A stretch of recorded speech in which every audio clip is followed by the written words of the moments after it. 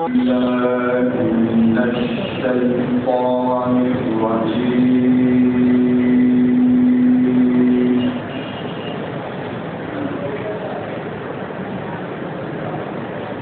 بسم الله الرحمن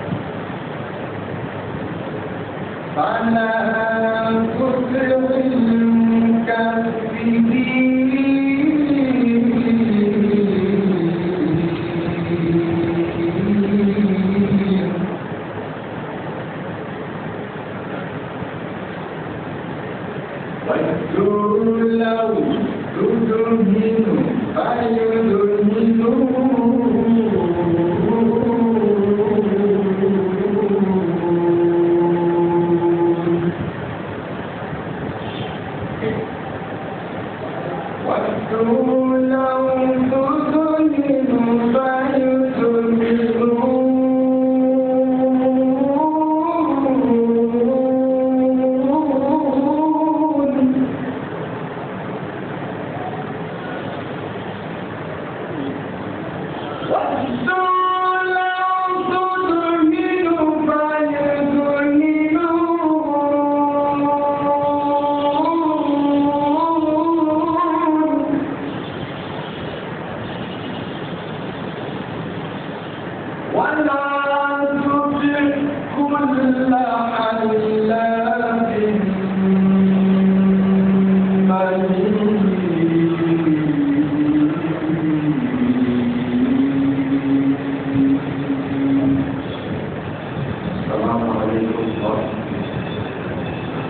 وبركاته. إن الحمد لله نحمده ونستعينه ونستغفره ونعوذ بالله من شرور أنفسنا وسيئات أعمالنا. من يهده الله فلا مضل له ومن يضلل فلا هادي له، وأشهد أن لا إله إلا الله وحده لا شريك له، وأشهد أن محمدا عبده ورسوله. يا أيها الذين آمنوا اتقوا الله حق تقاته ولا تموتن إلا وأنتم مسلمون. يا أيها الناس اتقوا ربكم الذي خلقكم من نفس واحدة وخلق منها زوجها وبث منهما رجالا كثيرا ونساء، واتقوا الله الذي تساءلون به والأرحام إن الله كان عليكم رقيبا. يا أيها الذين آمنوا اتقوا الله وقولوا قولا سديدا يصلح لكم أعمالكم ويغفر لكم ذنوبكم، ومن يطع الله ورسوله فقد فاز فوزا عظيما. أما بعد، فإن أصدق الحديث كتاب الله، وخير الهدي هدي محمد صلى الله عليه وسلم، وشر الأمور محدثاتها، وكل محدثة بدعة، وكل بدعة ضلالة، وكل ضلالة في النار. اللهم علمنا ما جهلنا وذكرنا ما نسينا واهدنا سبل السلام وسبل الرشاد يا رب العالمين. দারুস সুন্নাহ মাদ্রাসা কর্তৃক আয়োজিত আজকের এই মহতী সভার সম্মানিত সভাপতি এবং আমার সামনে উপস্থিত সম্মানিত সুধী, এখানকার ছাত্র ভাইরা এবং পর্দার আড়ালে মা এবং বোনেরা, আল্লাহ রাব্বুল আলামিনের অশেষ শুকরিয়া যে তিনি তার বাছাইকৃত পবিত্র আশহুরুল হুরুমের কোনো একটি মাসে আমাদেরকে অবস্থান করার তৌফিক দিয়েছেন এবং সেই মাসগুলোর পবিত্রতা অক্ষুণ্ণ রেখেই তার দিনের একটা আলোচনার মজলিসে বসার তৌফিক দিয়েছেন। আমাদের আজকের আলোচনার বিষয় হচ্ছে মুহররম মাসের গুরুত্ব, এ মাসে কি করণীয় হতে পারে এবং এ মাসকে ঘিরে আমাদের দেশে কিংবা বিশ্বের বিভিন্ন জায়গা যা ঘটছে তার মধ্যে কি বর্জনীয় রয়েছে, কিংবা এ মাস সম্পর্কিত কোরআনের যে আয়াত অথবা হাদিসের যে বক্তব্য রয়েছে সেখান থেকে আমাদের পালনীয় কি, শিক্ষণীয় কি, এবং এই মাসের করণীয়গুলো থেকে আমরা কিভাবে নিজেদেরকে, নিজেদের পরিবারকে, সমাজকে, দেশকে এবং বিশ্বকে পবিত্র করতে পারবো, সেই শিক্ষা কিভাবে নিতে পারি, আজকের এই সংক্ষিপ্ত আলোচনা আমরা সেটাই ফুটিয়ে তোলার চেষ্টা করবো ইনশাআল্লাহ। প্রথমেই মুহররম মাসের বক্তব্য এসে যাবে আমাদের আলোচনায় এবং তারপর আমরা চেষ্টা করব এ মাসের করণীয় তথা আশুরার বিষয়ে কিছু বক্তব্য, এবং তারপর এ মাসকে ঘিরে কিংবা আশুরাকে ঘিরে যে বেদআত এবং নবোদ্ভাবিত প্রচলন রয়েছে তার কিছু আলোচনা আমরা পেশ করব। সর্বশেষ এই মাস এবং বিশেষ করে আল আশহুরুল হুরুম পবিত্র মাসগুলো কিভাবে মুসলিম চেতনাকে সমৃদ্ধ করে এবং কিভাবে মুসলিম সমাজকে, মুসলিম মানুষকে, চিন্তা চেতনাকে সংশোধন করে, আমরা সেদিকে ইঙ্গিত করবো ইনশাআল্লাহ, যদি আল্লাহ তৌফিক দেন। সম্মানিত ভাইয়েরা, বোনেরা, মুহররম মাসের পবিত্রতার স্পষ্ট ইঙ্গিত কিন্তু আল কোরআনে রয়েছে। সূরা তাওবার 36 এবং 37 নম্বর আয়াতে, যেখানে মহান আল্লাহ রাব্বুল আলামিন পবিত্র মাসগুলোর গুরুত্ব তুলে ধরলেন। 36 নম্বর আয়াতে আল্লাহ তাআলা বলছেন, ইন্না ইদ্দাতাশ শুহুরি ইনদাল্লাহি 12 শাহরান ফি কিতাবিল্লাহ ইয়াওমা খালাকাস সামাওয়াতি ওয়াল আরদা মিনহা আরবাআতুন হুরুম। তিনি বলছেন যে আল্লাহ তাআলা যেদিন থেকে আসমান এবং জমিন সৃষ্টি করেছেন তখন থেকেই তার কিতাবে, তার গ্রন্থে মাসের গণনা হচ্ছে 12 মাস। মাসের গণনা হচ্ছে 12 মাস। এর মধ্যে 4টি মাস হচ্ছে হারাম মাস, মিনহা আরবাআতুন হুরুম, 4টি মাস হচ্ছে 12 মাস। এরপর আর বলেননি কোন 4টি মাস, কোরআনে আর সেটি আসেনি। এরপরে বলেছেন যালিকা দ্বীনুল কাইয়্যিম, এটাই হচ্ছে সুদৃঢ় দিন। ফালা তাযলিমু ফীহিন্না আনফুসাকুম, অতএব এই মাসগুলোর মধ্যে তোমরা নিজেদের উপর কোনো জুলুম করো না। এই হচ্ছে 36 নম্বর আয়াতের মূল বক্তব্য। এখানে মিনহা আরবাআতুন হুরুম, 4টি হারাম মাসের যে কথা বলা হয়েছে সেটি আবু বকর রাদিয়াল্লাহু তাআলা আনহু হাদিসের মধ্যে বলে দেওয়া হয়েছে। রাসূলুল্লাহ সাল্লাল্লাহু আলাইহি সাল্লাম থেকে তিনি বর্ণনা করছেন যে ক্বালা রাসূলুল্লাহ সাল্লাল্লাহু আলাইহি সাল্লাম ইন্না আয-যামানা ক্বাদ ইসতাদারা কাহিয়াতিহি ইয়াওমা খালাকাল্লাহু আস-সামাওয়াতি ওয়াল আরদ। জামানা, যুগটা তার প্রথম সৃষ্টির মতো, প্রথম হাইয়াতে যেটা আল্লাহ তাআলা তাকে সৃষ্টি করেছিলেন, জামানার যে হিসাবটা আল্লাহ প্রবর্তন করেছিলেন যেদিন থেকে তিনি আসমান সমূহ এবং জমিন সৃষ্টি করেছেন, সেটা আবার ফিরে এসেছে। যখন রাসূল সাল্লাল্লাহু আলাইহি সাল্লাম এই হাদিসটা বর্ণনা করেন, সে বছর পালাক্রমে সেই গণনাটাই আরবরা পালন করেছে, যে গণনাটা আল্লাহ তাআলা প্রবর্তন করেছিলেন যেদিন তিনি আসমান এবং জমিন সৃষ্টি করেছেন। এখানে আরো অনেক ঘটনা আছে, আমরা হয়তো অত ডিটেলসে যাব না। সূরা আত-তাওবার পরবর্তী যে আয়াতটা 37 নম্বর আয়াতে, যেখানে ইন্নামান নাসিউ জিয়াদাতুন ফিল কুফর বলে যে আয়াতটাতে বলা হয়েছে যে নাসি, মাসসমূহের হিসাবের মধ্যে বাড়ানো কমানা, এটা হচ্ছে কুফুরের মধ্যে অতিরিক্ত আরেকটা সংযোজন। এটা বড় ধরনের কুফুরি। কারণ কি? কারণ তারা আল্লাহর শরিয়তের উপর হাত দিয়েছে। মাসের গণনা আল্লাহর একটা শরিয়ত, আল্লাহর প্রবর্তিত একটা বিধান, একটা নিয়ম। সেখানে হাত দিয়ে কি করেছে তারা? মাসগুলোর গণনার মধ্যে ইচ্ছা মতো তারা কর্তন বর্ধন, আগানো পেছানো, এই কাজটা তারা করেছে। কেন? কারণ তারা কম করে হলেও এই 4 মাসকে সম্মান করত, কিন্তু তাদের মুহররম মাসে যুদ্ধ করার প্রয়োজন, অথবা অন্য আরেকটা হারাম মাসে, যেমন রজব মাসেও তাদের কিছু একটা অঘটন ঘটানোর প্রয়োজন। কি করত তারা? তারা ধরে নিত এই যে রজব মাসটা, এটা এখন আর এবার রজব থাকবে না, এটা হবে শাবান, শাবানকে বানিয়ে দিবে রজব। মানে এইভাবে তারা মোটামুটি একটা হিসাবের গড়মিল করে মাসের হিসাবটা ঠিক রাখতো, কিন্তু আগাতো আর পিছাতো। এটাই হচ্ছে ইন্নামান নাসিউ জিয়াদাতুন ফিল কুফর। যে বছর রাসূল সাল্লাল্লাহু আলাইহি সাল্লাম বক্তব্য পেশ করেছেন, তখন জামানা তার সেই আগের হায়াতের উপর অবস্থিত ছিল, এবং সে কথাই রাসূল সাল্লাল্লাহু আলাইহি সাল্লাম বলেছেন যে মিনহা আরবাআতুন হুরুম, এর মধ্যে 4টা মাস হচ্ছে হারাম মাস, সালাতু মুতাওয়ালিয়াত, যুল কাআদা ওয়া যুল হিজ্জাহ ওয়া মুহররম ওয়া রাজব মুদার আল্লাযী বাইনা জুমাদা ওয়া শাবান। এবং চতুর্থটা হচ্ছে মুদার গোত্রের রজব মাস, যা জুমাদা এবং শাবানের মাঝখানে অবস্থিত। মুদার গোত্রের রজব কেন বলা হয়েছে? কারণ এই একমাত্র গোত্রটা ছিল সহিহ বর্ণনা অনুযায়ী যে যারা রজব মাসের অবস্থানকে তারা পরিবর্তন করেনি। এই গোত্র রজব মাসের অবস্থানকে ঠিক রাখত। এই জন্য এমন একদল লোক, এমন একদল সম্প্রদায় যারা আল্লাহর বিধানকে নড়চড় করেনি, অনুসরণ করেছিল, তাদের সাথে নিসবত করে বলা হচ্ছে ওয়া রাজব মুদার। তাহলে এই 4টা মাস হচ্ছে হারাম মাস। তার মধ্যে দেখা গেল যে একটা মাস হচ্ছে কি? মুহররম, একটা মাস হচ্ছে মুহররম।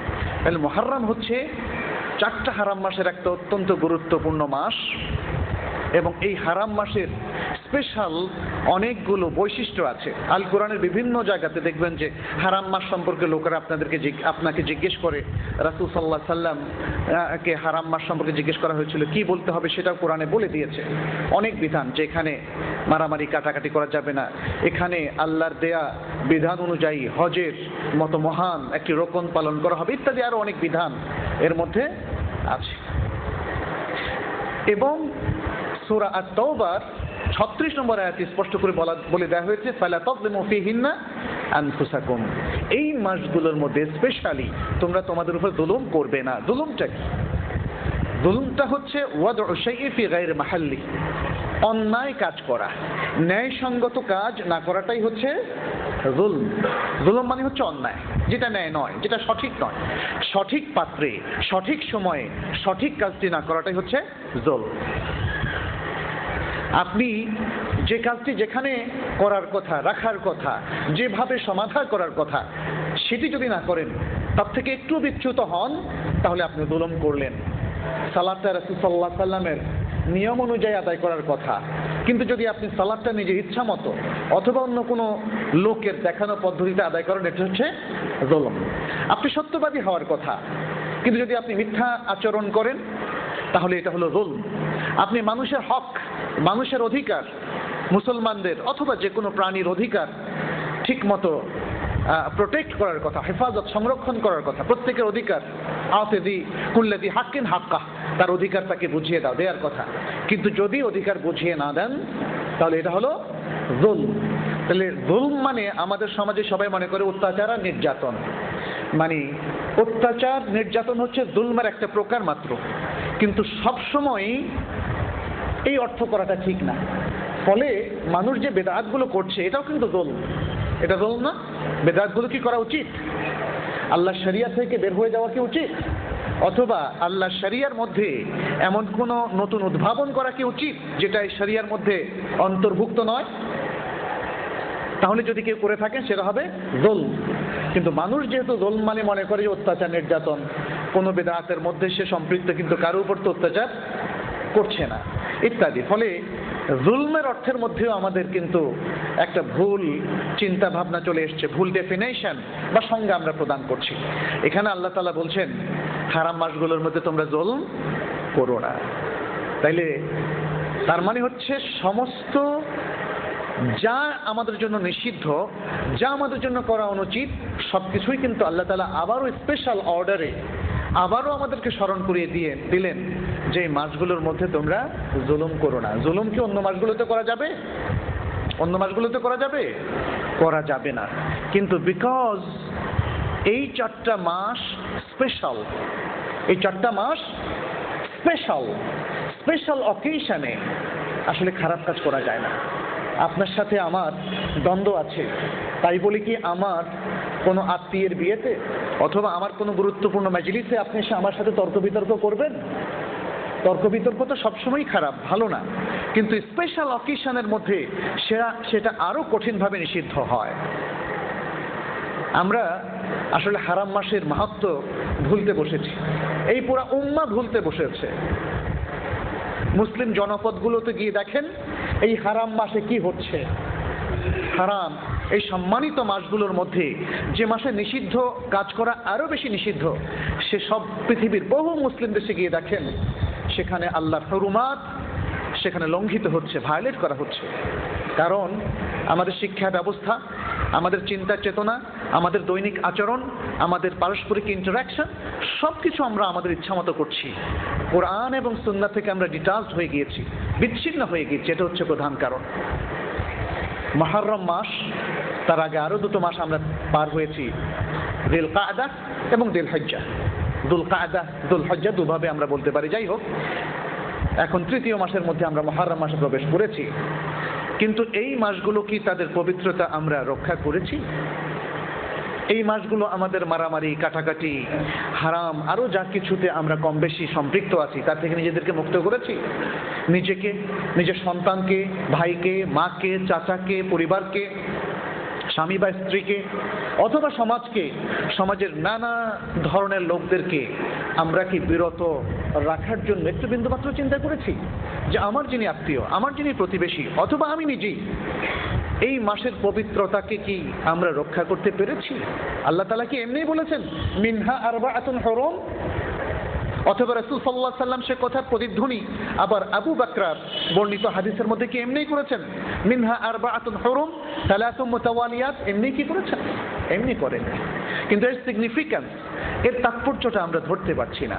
আমাদের কাছে সব কিছুই খুবই হালকা ভাষা ভাষা জিনিসে পরিণত হয়েছে। ইসলামের এই ইনস্ট্রাকশনগুলো, এই দিক নির্দেশনাগুলো, এই গাইডেন্সগুলো আমাদের কাছে আর তেমন ভারী কোনো মেসেজ হিসাবে দেখা দেয় না বলে আজকে অবস্থা হয়েছে। যাই হোক, আমরা কথা বলছিলাম মুহররম সম্পর্কে।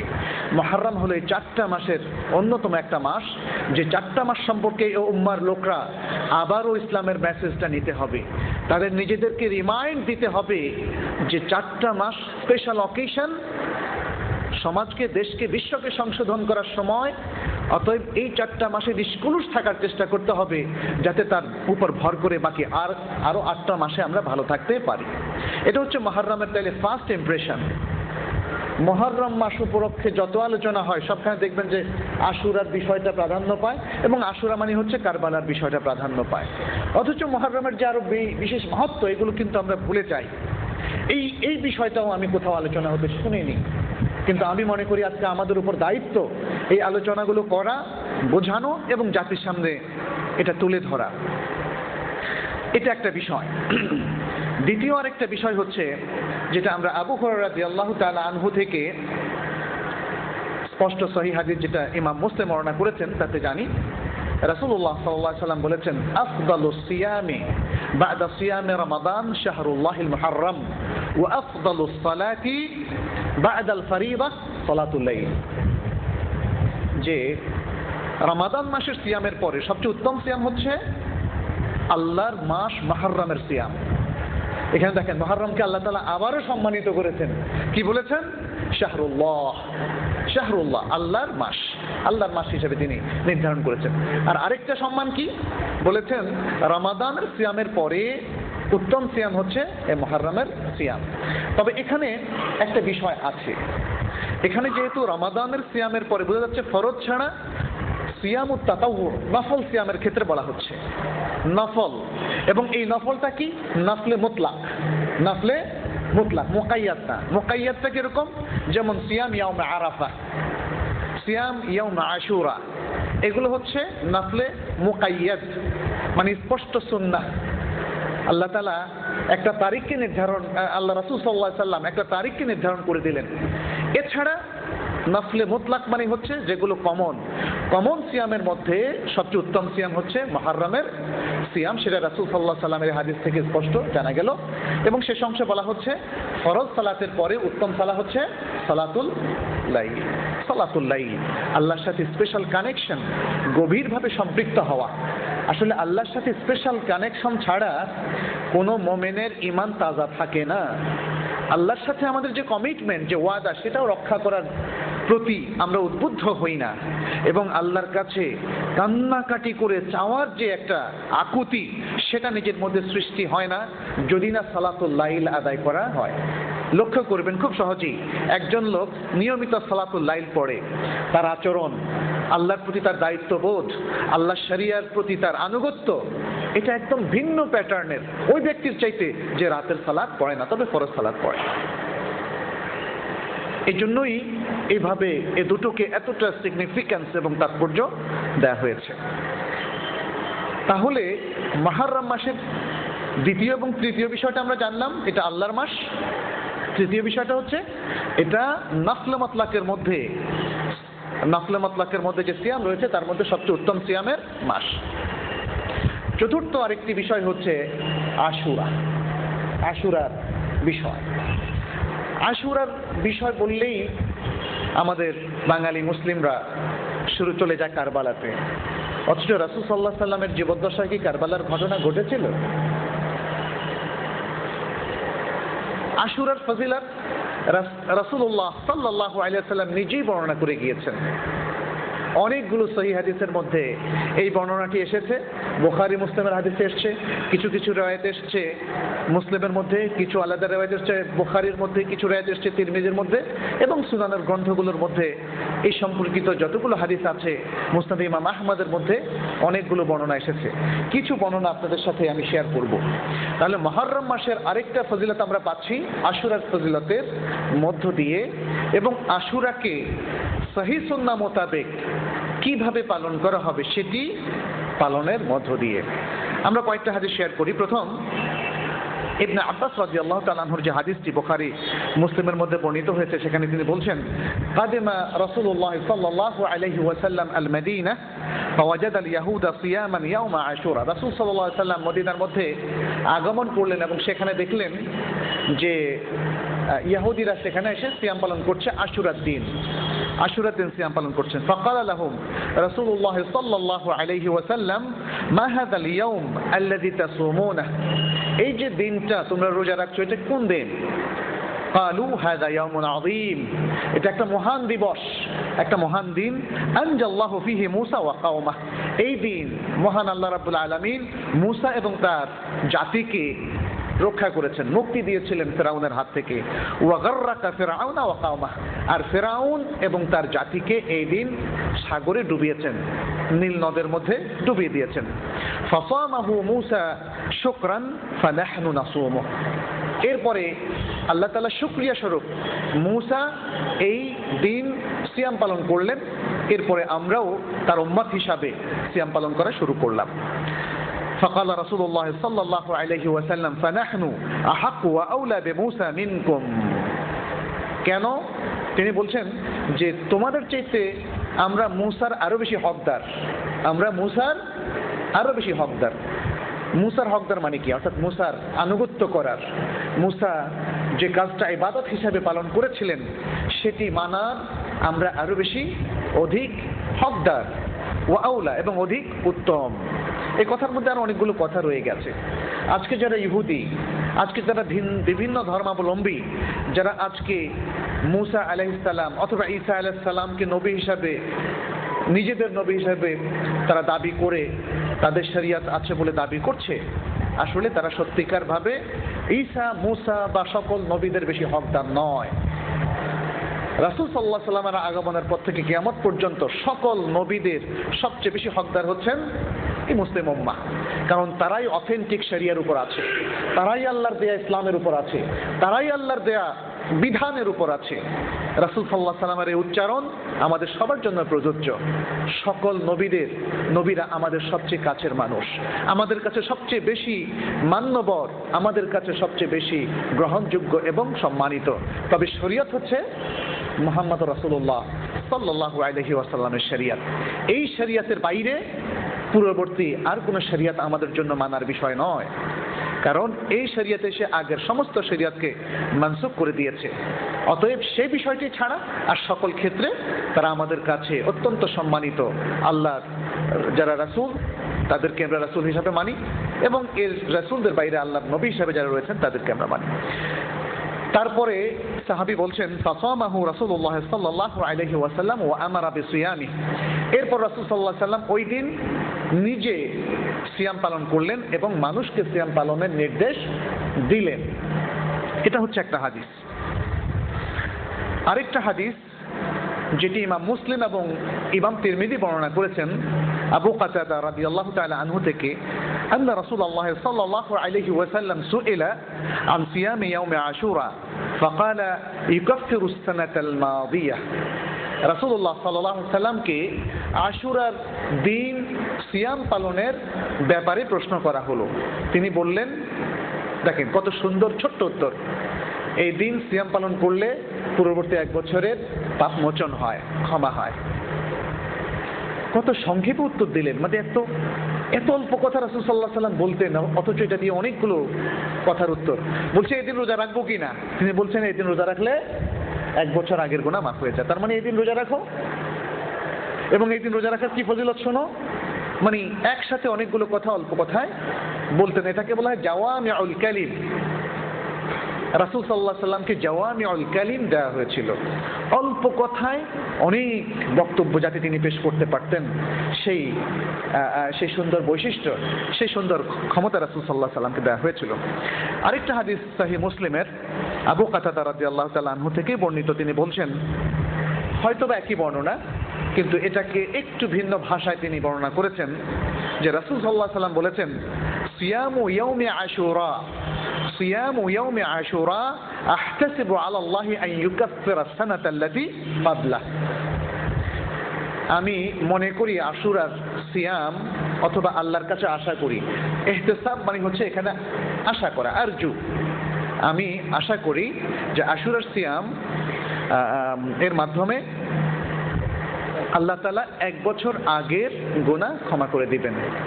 আহতাসিবু আলাল্লাহ, আল্লাহর কাছে আমি আশা করি, সওয়াবের আশা করি, কিরকম, যে তিনি 1 বছর আগের, ওই বছর যেটা তার পূর্ববর্তী বছর, 1 বছর আগের গুনাহ মাফ করে দেবেন। এই হাদিস আর আগের হাদিসটা প্রায় একই বক্তব্য। ইবনে আব্বাস রাদিয়াল্লাহু তাআলা আনহু থেকে আরেকটি হাদিস বুখারী এবং মুসলিমের মধ্যে বর্ণিত হয়েছে। তিনি বলছেন, মা রাআইতুন নাবিয়্যা সাল্লাল্লাহু আলাইহি ওয়াসাল্লাম ইয়াতাহাররা সিয়ামা ইয়াউমিন ফাদ্দালাহু আলা গায়রিহি ইল্লা হাদাল ইয়াউম ইয়াউম আশুরা ওয়া হাদা আশ-শাহর ইয়ানি শাহর রমাদান। রাসূলুল্লাহ সাল্লাল্লাহু আলাইহি সাল্লাম সম্পর্কে তিনি বলছেন যে আমি রাসূলুল্লাহ সাল্লাল্লাহু আলাইহি সাল্লামকে, নবী সাল্লাল্লাহু আলাইহি সাল্লামকে কখনো দেখিনি যে তিনি কোনো দিনের সিয়ামকে গুরুত্ব দিতেন এমনভাবে যে অন্য দিনের উপর তাকে বেশি শ্রেষ্ঠ মনে করতেন, ইল্লা হাদাল ইয়াউম, তবে এই দিন ছাড়া, এই দিনকে সবচেয়ে বেশি গুরুত্ব দিতেন। সেদিন কি? ইয়াউম আশুরা। এবং এই মাস এর সিয়ামের উপর অন্য কোনো সিয়ামকে গুরুত্ব দিতেন না। এই মাস কি? সিয়াম শাহর রমাদান, শাহর রমাদান, এই মাস হচ্ছে রমাদান। রমাদানের সিয়ামের গুরুত্ব সবচেয়ে বেশি, আর একক দিন হিসাবে সিয়াম ইয়াম আশুরার গুরুত্ব সবচেয়ে বেশি। এই হাদিস থেকে সেটি রাসূলুল্লাহ সাল্লাল্লাহু আলাইহি সাল্লামের আমল থেকে এবং তার বক্তব্য থেকে স্পষ্ট হলো। আশুরার সিয়াম এটা কি মদিনায় আসার পরেই রাসূল সাল্লাল্লাহু আলাইহি সাল্লাম শুরু করেছিলেন নাকি আগেও ছিল? কেউ কি জানেন এটা কি আগে ছিল? জি, এটা আগে ছিল, আগে ছিল। এটিও বুখারী মুসলিমের হাদিসে আছে। তাতে বোঝা গেল হাদিসের সাথে আমাদের সম্পর্ক আরেকটু বাড়ানো দরকার, তাই না? হাদিসের সাথে আমাদের সম্পর্ক আরেকটু বাড়ানো দরকার। এটা আয়েশা রাদিয়াল্লাহু তাআলা আনহার হাদিস। তিনি বলছেন, কানাত কুরাইশ তাসুমু আশুরা ফিল জাহিলিয়াহ, কানাত কুরাইশ তাসুমু আশুরা ফিল জাহিলিয়াহ। কুরাইশের লোকেরা জাহিলি যুগেই, অর্থাৎ রাসূল সাল্লাল্লাহু আলাইহি সাল্লামের আগমনের আগেও কিংবা এই মদিনা হিজরতের আগেও তারা কি করত? তারা আশুরা সিয়াম পালন করত। ওয়াকানা রাসূলুল্লাহ সাল্লাল্লাহু আলাইহি সাল্লাম ইয়াসুমুহু, এবং স্বয়ং রাসূলুল্লাহ সাল্লাল্লাহু আলাইহি সাল্লামও, যেহেতু এটা একটা সামাজিক প্রচলন ছিল, সিয়ামটা কার জন্য রাখে? আল্লাহর জন্যই। রাসূল সাল্লাল্লাহু আলাইহি সাল্লাম যেমন সালাত ফরজ হওয়ার আগেও তো সালাত আদায় করেছেন, কাবা চত্বরে করেছেন না? এরকম তিনি আশুরার সিয়ামও পালন করেছিলেন। ফালাম্মা হাজারা ইলাল মাদিনা, যখন তিনি মদিনায় হিজরত করলেন, সামাহু ওয়া আমারা বিসিয়ামি। পার্থক্যটা কি? মক্কায় তো নবুয়তের পরে প্রায় 13 বছর কাটিয়েছিলেন, কিন্তু তখন মানুষকে তিনি রেকমেন্ড করেননি, নির্দেশ দেননি যে তোমরা সিয়াম পালন করো। কিন্তু যখন মদিনায় আসলেন তখন ওই যে ঘটনাটা একটু আগে বললাম, যে হাদিসটা ইবনে আব্বাসের হাদিস, তখন নিজেও রাখলেন এবং মানুষকে রাখার নির্দেশ দিলেন। এই যে নির্দেশ দিলেন, এর দ্বারা সহিহ মত অনুযায়ী অধিকাংশ ওলামাদের বক্তব্য হচ্ছে আশুরার সিয়ামটা মদিনায় আসার পরে ফরজ হয়ে গেল। আশুরার সিয়ামটা মদিনায় আসার পরে ফরজ হয়ে গেল, এর আগে ফরজ ছিল না। কিন্তু এই ফরজটা আবার রহিত হয়ে গেল কখন? যখন রমাদান মাসের সিয়ামটা দ্বিতীয় হিজরিতে যখন নাজিল হলো, রমাদান মাসের সিয়ামের ফরজিয়াত, কুতিবা আলাইকুমুস সিয়াম কামা কুতিবা আলাল লাযিনা মিন ক্বাবল, অথবা যে ফামান শাহিদা মিনকুমুশ শাহরা ফালিয়াসুম, যে আয়াতের মাধ্যমে সূরা আল বাকারার 185 এবং 87 নম্বর আয়াতের মাধ্যমে ফরজ হলো, তখন আশুরার শেষ সম্পর্কিত হাদিসে স্পষ্ট সহিহ হাদিস আছে। ফালাম্মা ফুরিদা শাহরু রমাদান, এই হাদিসের শেষেই আয়েশা রাদিয়াল্লাহু তাআলা আনহা বলছেন, যখন রমাদান মাসের সিয়াম ফরজ হলো, ক্বালা, তখন তিনি বললেন, মান শাআ সামাহু ওয়া মান শাআ তারাকাহু, মুত্তাফাকুন আলাইহি। যে ব্যক্তি চায় তিনি আশুরার রোজা রাখতে পারবেন, আর যে চায় সে আশুরার রোজা তরক করতে পারবে। তার মানে হচ্ছে সে অব্লিগেশন এবং ফরজিয়াতটা আর থাকলো না। তাহলে এখানে কয়েকটা জিনিস আমরা পেলাম। চতুর্থ যে পয়েন্টটা আমরা মুহররম মাসের আলোচনা করছিলাম, সেটা হচ্ছে আশুরার সিয়াম। আমরা পেলাম যে আশুরার সিয়াম হিজরতের আগেও ছিল, কুরাইশরাও রাখতো, শেখ রাসূলুল্লাহ সাল্লাল্লাহু আলাইহি সাল্লাম রেখেছিলেন। মদিনায় আসার পরে এটার স্পেশাল গুরুত্ব বেড়ে গেল। সেটা কি? তখন সেটা ফরজ হয়ে গেল। কিন্তু রমাদানের সিয়াম ফরজ হওয়ার পরে এটা আবার এটা সুন্নাহ মুতলাকা হয়ে গেল, যে চায় রাখবে, যে চায় রাখবে না। সেই থেকে কিয়ামত পর্যন্ত এটাই হচ্ছে বিধান, যে আশুরার সিয়াম পালন করাটা হচ্ছে একটা সুন্নাহ এবং এটা একটা রেকমেন্ডেড একটা বিষয়, যেটা আরো কতগুলো হাদিস থেকে আমরা জানি। যেমন রাসূল সাল্লাল্লাহু আলাইহি সাল্লামের সময়ে এই আশুরার সিয়ামের গুরুত্ব এত বেশি ছিল, যেটা রুবাইয়া বিনতে মুআওয়াদ রাদিয়াল্লাহু তাআলা আনহার হাদিস থেকে আমরা জানতে পারি। তিনি বলছেন যে রাসূলুল্লাহ সাল্লাল্লাহু আলাইহি সাল্লাম, যদিও এই হাদিস সম্পর্কে ব্যাখ্যা তারা বলেছেন এটা প্রথম বছরের মানে ব্যাপারে বলা হয়েছে। রাসূল সাল্লাল্লাহু আলাইহি সাল্লাম মদিনা হিজরতের পরে বিভিন্ন জায়গায় আশুরার রোজা যখন তিনি রাখার মনস্থির করলেন, মানুষকে পয়গাম পাঠালেন, বাণী পাঠালেন যে তোমরা এই দিন রোজা রাখতে হবে। এবং এই দিন সকালেও তিনি দূত পাঠালেন, বললেন কি, মান কানা আসবাহা সাইমান ফালিউতিম্মা সাওমাহ, যে ব্যক্তি এই দিন সাইম হিসাবে শুরু করেছে, রোজা রেখেছে রাত থেকেই, সে যেন তার এই সাওমকে পূর্ণ করে। ওয়া মান কানা আসবাহা মুফতিরান, আর যে ব্যক্তি এই দিন ব্রেকফাস্ট করেছে, রোজা ভঙ্গ করেছে, নাস্তা করে ফেলেছে অলরেডি, ফালিউতিম্মা বাকিয়াতা ইয়াউমি, সে যেন বাকি সময় আর কিছু না খায় এবং বাকি সময়টা সে সায়েম অবস্থায় যেন সে পূর্ণ করে। ফাকুন্না বা'দা যালিকা নাসুমুহু ওয়া নুসাউইমু সিবিয়ানানা সিগার মিনহুম, তিনি বললেন যে এরপরে আমরাও এই রোজাটা রাখতে লাগলাম, তার মানে প্রতি বছর এই রোজাটা রাখতে থাকলাম।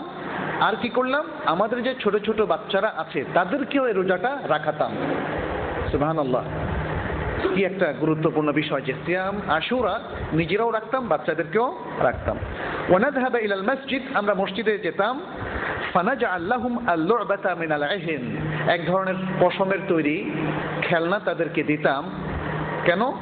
ফাইদা বাকা আহাদুহুম আলা তাআম আতাইনাহা ইয়াহু, যে যখন তারা খিদায় কাঁদতে থাকতো, ছোট বাচ্চারা কাঁদবেই তো, তাই না, তখন তাদেরকে খেলনাটা দিতাম যাতে খেলতে খেলতে সে খিদা ভুলে যায় এবং সে ইফতার পর্যন্ত কিছু না খেয়ে থাকে। এই হাদিসটাও সহিহ মুসলিমের মধ্যে বর্ণিত হয়েছে। জাবের ইবনে সামুরা রাদিয়াল্লাহু তাআলা আনহু থেকে আরেকটা হাদিস, কানা রাসূলুল্লাহ সাল্লাল্লাহু আলাইহি ওয়াসাল্লাম ইয়া'মুরুনা বিসিয়ামি ইয়াওম আশুরা ওয়া ইয়াহুসুনা আলাইহি ওয়া ইয়াতাআহাদুনা ইনদাহু ফালাম্মা فرض رمضان لم يأمرنا ولم ينهانا عنه رواه مسلم। জাবের ইবনে সামুরা রাদিয়াল্লাহু তাআলা আনহু বলছেন যে রাসূলুল্লাহ সাল্লাল্লাহু আলাইহি ওয়াসাল্লাম আমাদেরকে আশুরার দিন সিয়াম পালন করতে নির্দেশ দিতেন, আমাদেরকে উদ্বুদ্ধ করতেন এবং আমাদের কাছ থেকে ওয়াদা নিতেন। যখন রমাদানের সিয়াম ফরজ হয়ে গেল তখন তিনি আমাদেরকে ওইভাবে নির্দেশও দেননি, আবার নিষেধও করেননি। সিয়াম পালনের ব্যাপারে আরো কিছু ইনস্ট্রাকশন আছে, সেটি হচ্ছে যখন তাকে বলা হলো আশুরার দিন তো শুধু ইহুদিরা রোজা রাখে, তখন তিনি বললেন যদি আগামী বছর আমি থাকি, আগামী বছর আসে আর আমি জীবিত থাকি, তাহলে আমি তাসা অর্থাৎ 9 তারিখে রোজা পালন করব।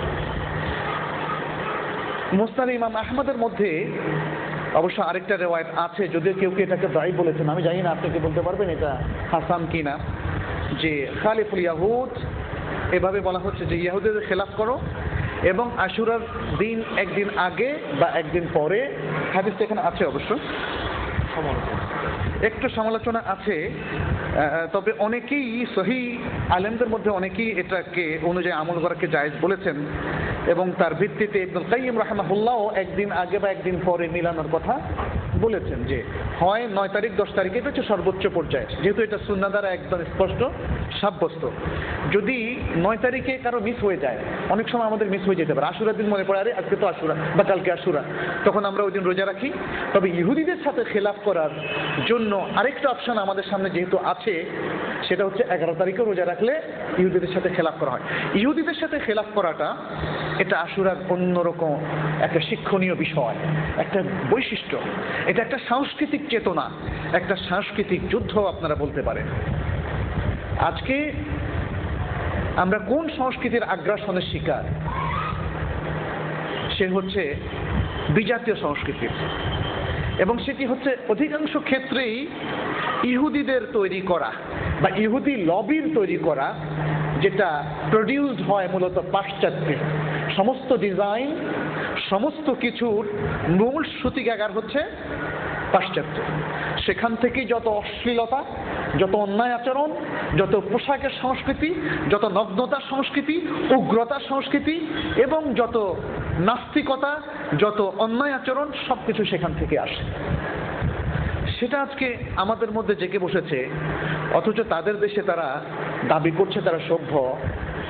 এটা হয়েছে কারণ উম্মার প্রতি যে ইনস্ট্রাকশন এই মুহররম মাসে বলেন, হারাম মাসগুলোর ভিত্তিতে বলেন, রমাদানে অথবা হজ উপলক্ষে কিংবা সিয়াম উপলক্ষে সালাতকে সামনে রেখে রাসূল সাল্লাল্লাহু আলাইহি সাল্লাম যে ইনস্ট্রাকশনগুলো আমাদেরকে দিয়েছেন আমরা সবগুলো ভুলে গিয়েছি। আমরা এখন ধরে রেখেছি শুধুমাত্র রিচুয়ালগুলো। রিচুয়ালটা কি? বাহ্যিক আচার অনুষ্ঠান। আমরা সালাতটাকে ধরে রেখেছি, সালাতের দেহটা ধরে রেখেছি, সালাতের শিক্ষাটা আমরা ভুলে গিয়েছি। আমরা সিয়ামের আমলটাকে ধরে রেখেছি, সিয়ামের শিক্ষাটাকে ভুলে গিয়েছি। আমরা বাহ্যিক হজের সমাবেশটাকে ধরে রেখেছি, কিন্তু হজের মূল শিক্ষাকে ভুলে গিয়েছি। আমরা মুহররমের আশুরার মূল চেতনা থেকে অনেক দূরে সরে গিয়েছি, মুহররমের চেতনা থেকে সরে গিয়েছি, সহিহ সুন্নাহ থেকে সরে গিয়েছি, সহিহ আকীদা থেকে সরে গিয়েছি। এবং এটাই হচ্ছে আমাদের বিপর্যয়ের প্রধান কারণ। আজকে আমাদের অনেক দিনদার ভাই বোনদের বাসায় গিয়ে দেখেন, মেয়েরা কিন্তু যে পোশাক পরছে এটাকে ইসলামের পোশাক বলা চলে না।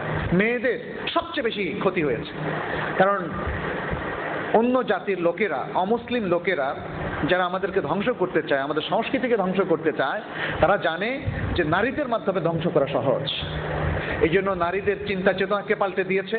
নারী অধিকারের নামে তাদেরকে একটা অসম অধিকারের প্রতি তাদেরকে উদ্বুদ্ধ করছে, তাদের পোশাকের কালচার পাল্টে দিয়েছে, তাদের পর্দার হিজাবকে পাল্টে দিয়েছে, তাদের চিন্তা চেতনাকে পাল্টে দিয়েছে। কারণ তাদের হাতে আমাদের প্রজন্ম তারবিয়ত পায়, গঠিত হয়, তাদের মাধ্যমে আমাদের সংসার টিকে থাকে, আমাদের পরিবার টিকে থাকে।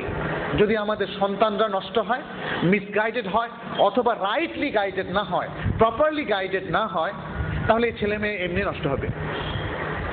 যদি তারা আমাদের সংসারকে, পরিবারকে টিকিয়ে রাখতে না পারে, তাহলে পরিবারগুলো ধ্বংস হবে। পরিবার ধ্বংস হলে যে কোনোভাবেই মুসলিম উম্মার তরুণ প্রজন্মকে নষ্ট করা সহজ। অতএব নারীরা হচ্ছে প্রথম টার্গেট। আজকে আমরা ভুলে গিয়েছি আল্লাহ রাসূল সাল্লাল্লাহু আলাইহি সাল্লাম এই যে ছোট্ট একটা বিষয়, শুধু আশুরার দিন রোজা না রেখে একদিন আগে বা একদিন পরে রাখার কালচার চালু করেছেন। Culture, this is culture. কেন? এটা শুধু দুইটা রাখলাম, এই দুইটা গুনলাম, একটু বেশি সওয়াব পাবো না? সওয়াব তো বেশি পাবেন অবশ্যই, আপনার নিয়ত যত শুদ্ধ হবে তত বেশি সওয়াব পাবেন। কিন্তু এখানে হচ্ছে আমাদের বৈশিষ্ট্যকে তিনি পাল্টে দিয়েছেন। মুসলিম উম্মার স্বাতন্ত্র্যকে তুলে ধরেছেন যে তারা ইহুদিদের মতো হবে না। ইহুদিদের কালচার, ইহুদিদের আকীদা, ইহুদিদের চিন্তা ভাবনা, ইহুদিদের শিক্ষাকে তারা ধারণ করবে না। মুহররমের সবচেয়ে বড় চেতনা হচ্ছে এটা। আমরা নিয়ে গিয়েছি কারবালাতে। কারবালার যে বিয়োগান্তক ঘটনা, বেদনা দায় ঘটনা, সেখানেও আরেক অন্যায়, আরেক জুলুম হয়েছিল এই মুহররম মাসে এবং সেই আশুরার দিনে। তবে সেটা আশুরার দিনে হওয়াটা ছিল একটা আচানক বিষয়। যেদিন হোসেন রাদিয়াল্লাহু তাআলা আনহুকে জালিমরা তাকে হত্যা করলেন, সেটা ছিল একটা আচানক বিষয়। এবং সেটাকে ঘিরে যে কি বেদাত হয়েছে সেটা আমরা একটু পরে আলোচনা করছি। সেখানেও সব জুলুমকে মুসলমানরা ঘৃণা করে। সেখানে যে জুলুম হয়েছে তাকে আমরা ঘৃণা করি, আমরা তার পক্ষে নই।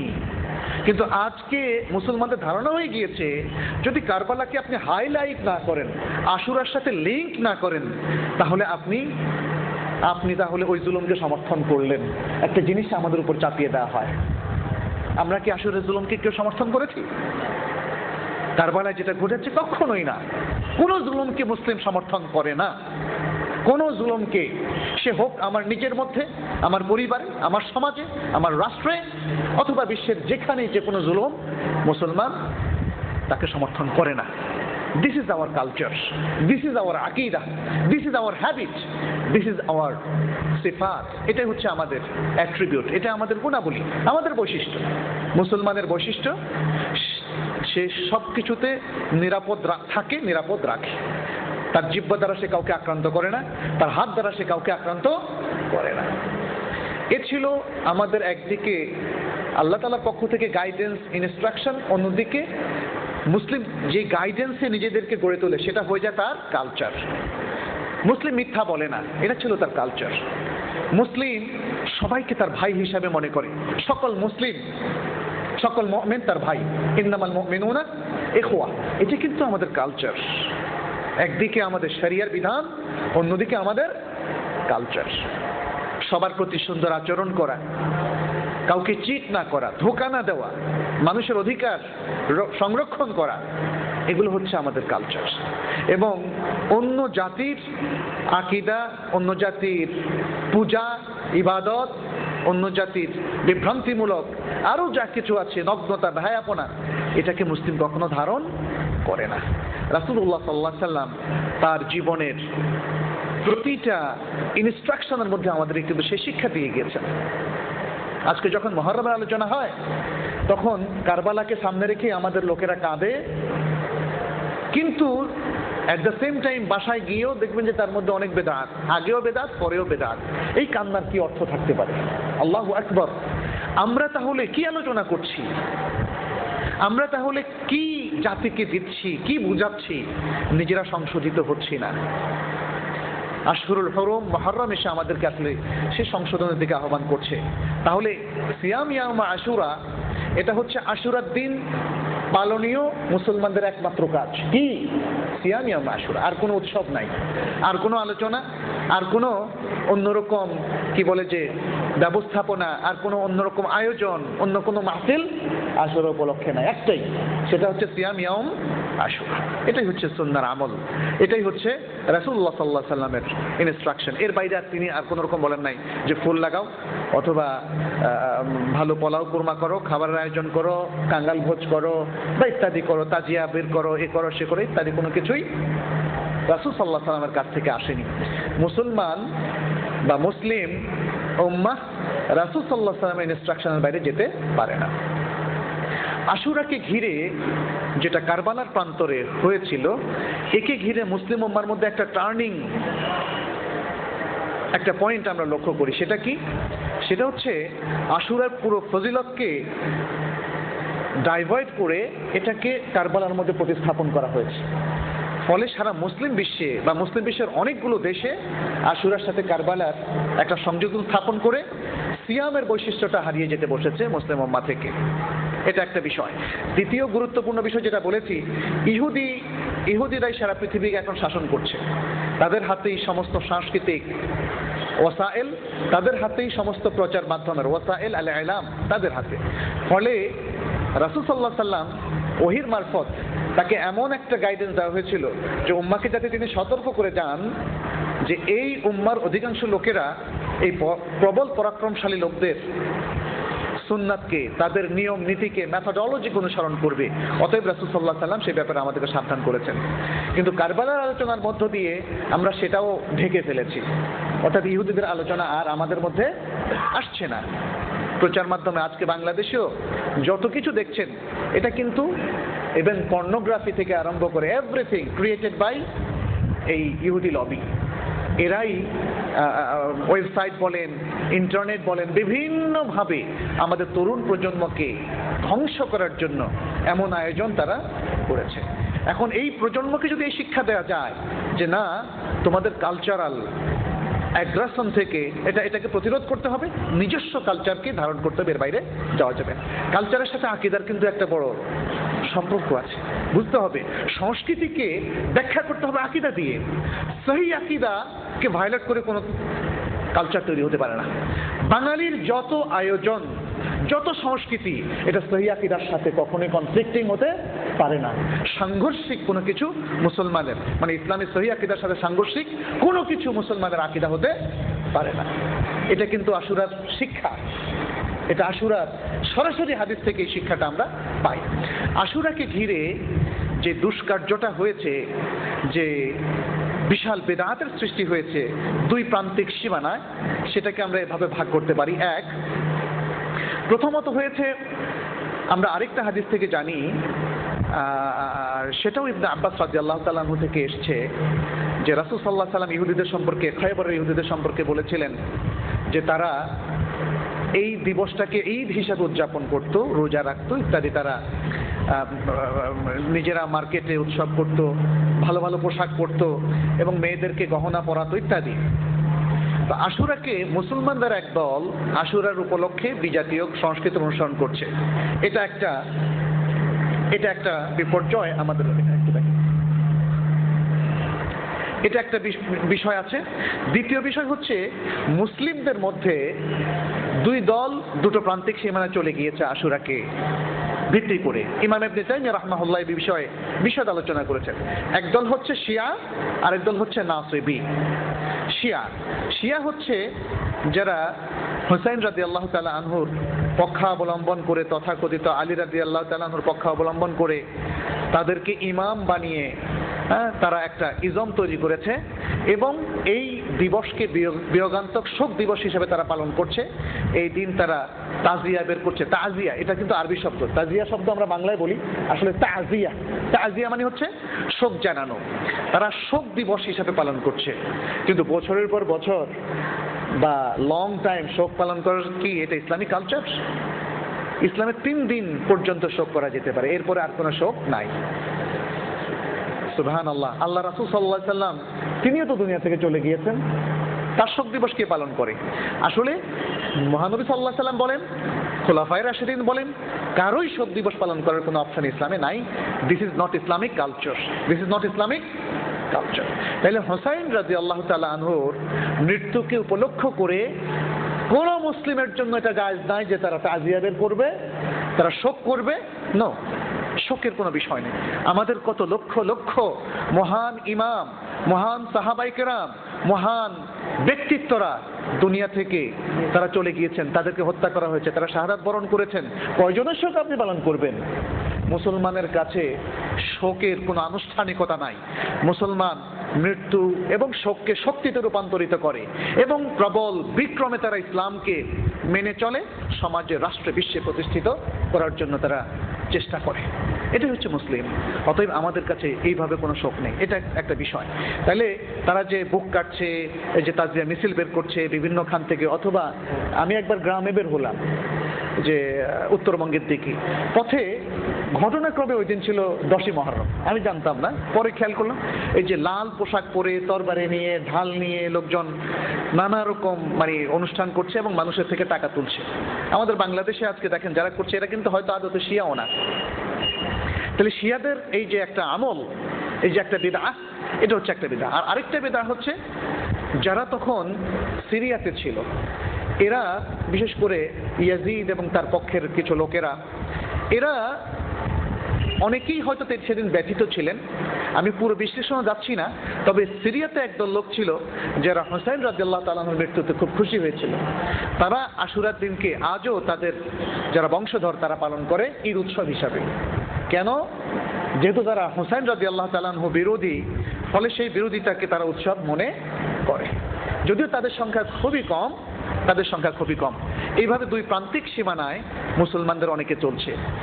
আর যারা এত ইতিহাসের খবর রাখে না, তারা হয় দেখা দেখি কেউ ওই নাসিবীদের বিদআত পালন করছে যে এই দিন পোলাও কোরমা ইত্যাদি খাচ্ছে, কাঙালি ভোজ করছে, অথবা শিয়াদের অনুসরণ করে শিয়াদের মতো তাজিয়া মিছিলে তারা নিজেরা অংশগ্রহণ করছে। এই দুটোই কিন্তু কোনোটাই করা যাবে না, এটা একটা দিক। তৃতীয় আরেকটা বিষয় আমাদের মনে রাখতে হবে, মহররমের আলোচনা আসলে, বিশেষ করে আশুরার আলোচনা আসলে আমরা লক্ষ্য করি ওয়াইজিনরা অনেকেই বলেন যে আশুরার গুরুত্ব শুধু কারবালার কারণে না। এই দিন পৃথিবী সৃষ্টি হয়েছিল, আদম আলাইহিস সালামকে সৃষ্টি করা হয়েছিল, আদম আলাইহিস সালামকে দুনিয়ায় পাঠানো হয়েছিল, নূহ আলাইহিস সালামের কিস্তি এই দিন তৈরি হয়েছিল, প্লাবন হয়েছিল, আবার নূহ আলাইহিস সালামকে এই দিনই প্লাবন থেকে উদ্ধার করা হয়েছিল, ঈসা আলাইহিস সালামের জন্ম এই দিন হয়েছিল, মুসা আলাইহিস সালাম ইত্যাদি আরো অনেক কিছু। এর মধ্যে মুসা আলাইহিস সালামেরকে নাজাত দেওয়ার ঘটনাটা এটা সহিহ হাদিস দ্বারা প্রমাণিত। নূহ আলাইহিস সালামের ঘটনা এটা মুসনাদে ইমাম আহমদ এসেছে, কিন্তু ওই হাদিসটা দাঈফ হাদিস দ্বারা আমরা কোনো কিছু সাব্যস্ত করি না।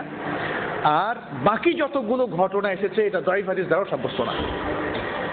আমরা তাহকিক করার পরে জানলাম যে বাকি আরো যে অনেকগুলো ঘটনা তুলে ধরা হয়েছে আশুরার দিনের ফজিলত বাড়ানোর জন্য, সেটা হকের ধারে কাছেও নেই। তো যে ইনফরমেশনগুলো সহিহ হাদিস বা কোরআন দ্বারা সাব্যস্ত নয়, সেগুলো মুসলিম চালাচালি করবে না, সেগুলো মুসলিম সত্য হিসাবে ধরে নিবে না। যেহেতু এটা পৃথিবীর সৃষ্টির সাথে, অনেক নবীদের সাথে রিলেটেড অনেকগুলো বিষয়, সেখানে সঠিক তথ্য ছাড়া আপনি আন্দাজে কোনো তথ্য দেওয়া কি জায়েজ হবে বলেন? অতএব সেগুলো বর্জনীয়। এই হচ্ছে আশুরাকে ঘিরে অনেকগুলো বেদাত অথবা মুহররম মাসকে ঘিরে বেদাত। এছাড়াও আরো অনেকগুলো আছে, যেমন বছর 2-3 আগে একজন আমাকে টেলিফোন করে বলল যে আমাদের তো বিয়ে ঠিক হয়েছে মুহররম মাসে, কিন্তু এই শোকের মাসে বিয়ে করলে আবার না জানি কোন শোকের ঘটনা আমাদের জন্য অপেক্ষা করছে। চিন্তা করছেন মানুষের আকীদাটা কিভাবে বিভ্রান্ত হয়, কিভাবে কুসংস্কার শয়তান তাদেরকে বিভ্রান্ত করে। এ থেকে আমাদের উঠে আসতে হবে। আপনি আমি শক্তি অর্জন করব যখন এই সিদ্ধান্ত নিব যে কোরআন এবং বিশুদ্ধ সুন্নাহর সহিহ হাদিসের ইনস্ট্রাকশন থেকে আমরা কখনোই বিচ্যুত হব না। এটা আমাদের মহাশক্তি, কিন্তু মনে রাখতে হবে এটা আমাদের মহাশক্তি। ফলে কে আমাদের কি বলল অথবা কারো কথায় প্রভাবিত হয়ে বিচ্যুত হওয়ার কোনো আশঙ্কা আমাদের আর থাকবে না। কিন্তু মুসলিম আজকে যেমন ধরেন একজন ভাই, আমি তাকে একটা কথা বললাম, উনি বললেন তাই নাকি, আপনার এটা ভুল, সংশোধন করার সিদ্ধান্ত উনি প্রায় নিল। একটু পরে আরেকজনের কাছে গেল, উনি বললেন যে না, মঞ্জুর সাহেব যেটা বললেন ওখানেও সমস্যা আছে। এরপর উনি আবার পাল্টে গেল। মানে এই যে লোকদের মধ্যে স্ট্রেংথ আসছে না, কেন আসছে না? আসছে না কারণ আমরা কোরআন এবং সুন্নাহর সাথে সরাসরি সংযোগ স্থাপন করছি না, করতে ব্যর্থ হচ্ছি।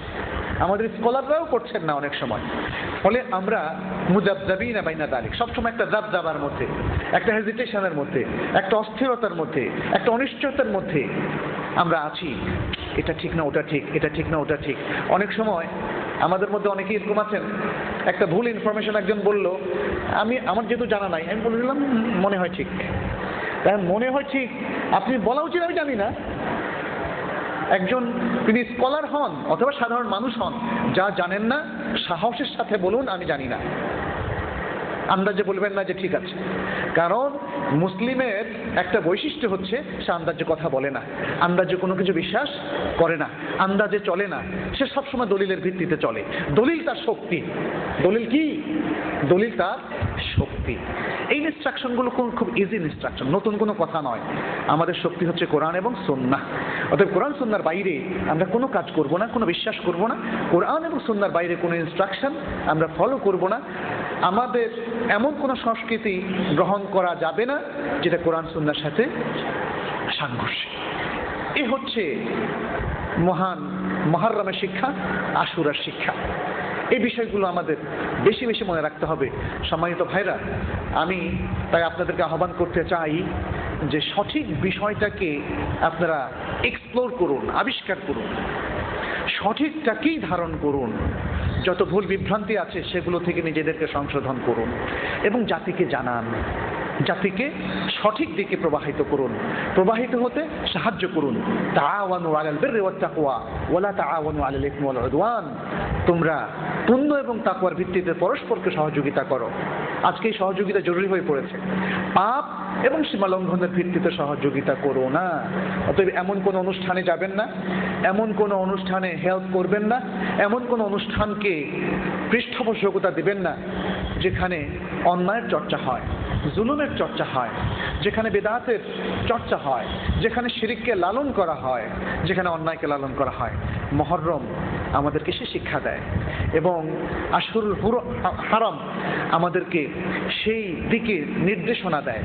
আশুরা আমাদেরকে সংশোধন হওয়ার প্রেরণা দেয়, আমাদেরকে পিওর মুসলিম হওয়ার জন্য উদ্বুদ্ধ করে এবং বিজাতীয় সকল আকীদা, সকল বিচ্যুতি, সকল দলালাত, সকল অপসংস্কৃতি সব কিছু থেকে নিজেদেরকে সংশোধিত হতে প্রেরণা যোগায়। অতএব আসুন, আমাদের সামনে যেহেতু এই উপলক্ষ আবারও এসেছে, আমরা সহিহ সুন্নাহ মোতাবেক 9 এবং 10 তারিখে সিয়াম পালন করি এবং আশুরার শিক্ষা, সত্যিকার শিক্ষা নিজেরা অর্জন করি আর আমাদের এই দেশবাসীকে জানাই, বিশ্ববাসীকে জানাই।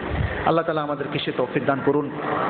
হাদা ওয়া সাল্লাল্লাহু সাল্লাম আলা নবিয়িনা মুহাম্মদ ওয়া আলা আলিহি ওয়া আসহাবিহি আজমাইন।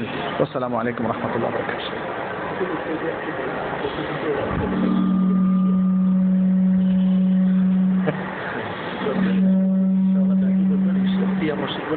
আচ্ছা, প্রশ্নোত্তরের শুরুতে আমি বলবো না, একটু পানি দিতে বলেন।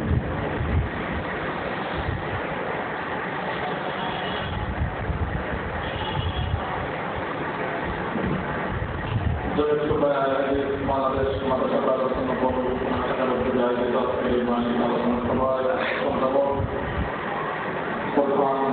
আলোচক হিসেবে আলোচনা করলেন দেশ বরণের ইসলাম চিন্তাবিদ ডক্টর মঞ্জুর এলাহি। আমরা অত্যন্ত আনন্দিত, গুরুত্বপূর্ণ বক্তব্য